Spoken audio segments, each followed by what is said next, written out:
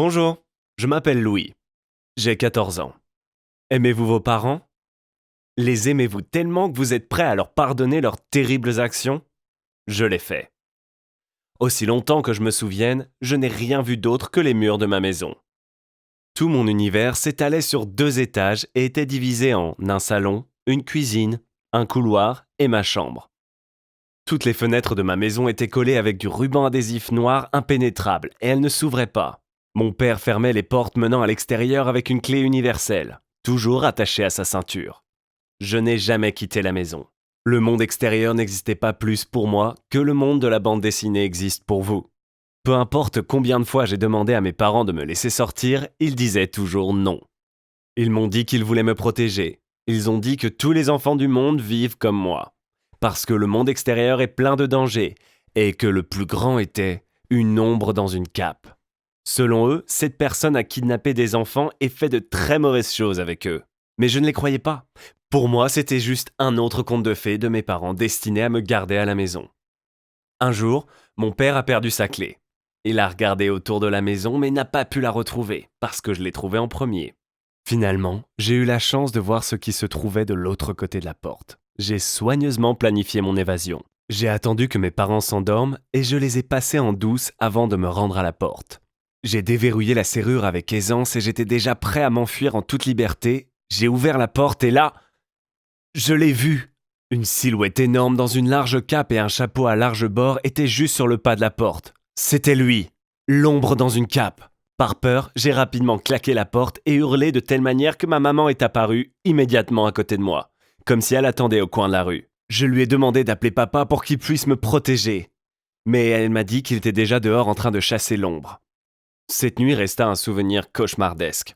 Je n'ai plus jamais demandé la permission de sortir. Je continuais à vivre dans mon univers, en regardant à travers la seule fenêtre non collée qui était sculptée dans le plafond de ma chambre. À travers elle, je pouvais voir le ciel, le soleil et le sommet des arbres. J'étais prisonnier chez moi, mais reconnaissant que mes parents me protègent. Mais un jour, tout a changé. Ce soir-là, comme toujours, j'ai regardé le soleil se coucher.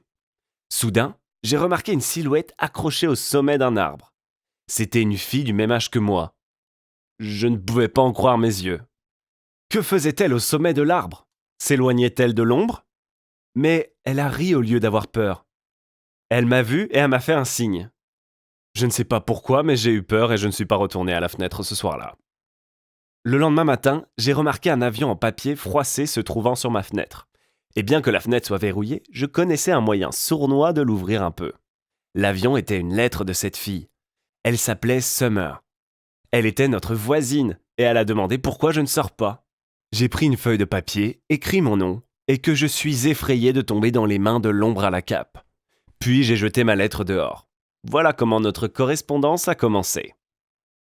Elle m'a dit quelque chose de très étrange, qu'il n'y a pas d'ombre et que les enfants normaux vont dehors, vont à l'école et sortent de chez eux quand ils le veulent. Au début, je ne la croyais pas, mais ses paroles étaient si convaincantes que j'avais plus aucun doute. Soit Summer était l'allié de l'ombre, soit quelque chose d'encore plus effrayant, mes parents mentaient. Pendant le dîner, j'ai interrogé mes parents sur Internet, l'école et les cinémas. Ils m'ont dit calmement qu'ils n'avaient jamais entendu parler de ces mots, mais il était impossible de ne pas remarquer la peur dans leurs yeux. Le lendemain matin, ils ont fouillé dans ma chambre et ont trouvé les lettres de Summer. C'était la première fois que je voyais mon père enragé. Il y avait tellement de colère dans ses yeux que je n'étais pas moins effrayé par lui que par l'ombre à la cape. J'ai été puni et enfermé dans ma chambre avec 5 serrures. Ils ont pris tous mes stylos et crayons, m'ont interdit de lire et, comprenant comment je l'avais ouvert, mon père est monté par la fenêtre.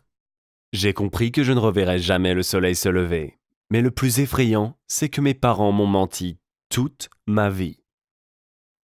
Mois après mois passaient. Mes parents ont cessé de me parler. Il me semblait que j'étais un traître pour eux. Je n'ai plus de lettres de Summer. Je suis devenu la personne la plus solitaire de la planète. Mais une nuit, cette même fenêtre a été brisée. Quelqu'un du monde extérieur pénétrait dans ma chambre, cassait les planches. J'avais peur et je commençais à appeler mes parents pour obtenir de l'aide. Ils ont instantanément couru en entendant mes hurlements. J'ai entendu dire qu'ils ont commencé à déverrouiller les nombreuses serrures de ma porte, mais ils ne l'ont pas fait à temps. C'était Summer. Elle a percé et elle m'a jeté une corde. « Monte plus vite !» cria-t-elle. Je n'avais pas une seconde de doute et je suis monté vers elle. Pour la première fois de ma vie, je sortais dans le monde extérieur. J'ai senti le vent, l'odeur de l'herbe et le bruit des feuilles. C'était vraiment quelque chose. Summer m'a donné la corde et m'a ordonné de descendre en premier. Vous savez, c'est probablement à ce moment-là que j'ai compris que j'étais amoureux de cette fille sans retenue. Dès que je me suis posé sur l'herbe, j'ai vu ce que j'essayais d'oublier. Celui qui était dans mes cauchemars tous les soirs. Dans un coin, je l'ai vu. L'ombre. J'étais littéralement gelé de peur. Il vint lentement et menaçant vers moi. Quelques mètres seulement nous séparaient. C'est à ce moment-là que Summer descendit de la corde et se trouva sur son chemin. Oh mon Dieu, Summer, il va l'enlever, je ne peux pas laisser ça arriver. À ce moment, j'ai surmonté ma peur et j'ai sauté vers l'ombre et l'ai assommé. J'ai entendu une femme crier des sirènes de police. J'ai pris l'ombre par la cape et l'ai retirée, voyant que derrière l'image du kidnappeur d'enfants, derrière l'image de mes pires cauchemars était... mon père. Le choc. J'ai littéralement oublié comment respirer et j'ai scrupuleusement observé les yeux de mon père, froids et durs. La police a arrêté mes parents. La dernière chose que maman a dite avant de monter dans la voiture a été « Désolé, vous comprendrez tout quand vous découvrirez la vérité ». Au cours de l'audience, les parents se sont repentis d'avoir nié la liberté de leur propre fils. Quand le juge a demandé à ma mère « Pourquoi ?», elle a dit quelque chose qui m'a fait les aimer encore plus qu'avant. Elle a dit que j'avais un frère aîné, mais il a disparu avant même ma naissance. Il n'avait que 7 ans et jouait avec les autres enfants juste devant notre maison. Elle l'observait depuis la fenêtre de la cuisine, tandis que son père l'observait du garage.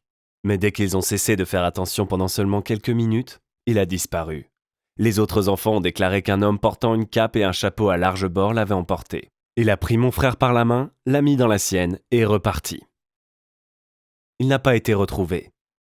Et ainsi, à la veille de ma naissance, ils ont décidé de me protéger quoi qu'il arrive. Ils m'ont raconté des histoires sur l'homme à la cape et au chapeau, alors j'étais toujours prêt au cas où je rencontrerais un ravisseur. Le cas de mes parents était exceptionnel, parce que la victime, celle à qui on a refusé une vie normale, n'a demandé au juge qu'une seule chose. Les laisser partir. Tout semblait correspondre à ce que mes parents ont décrit. Le monde extérieur est effrayant et perfide.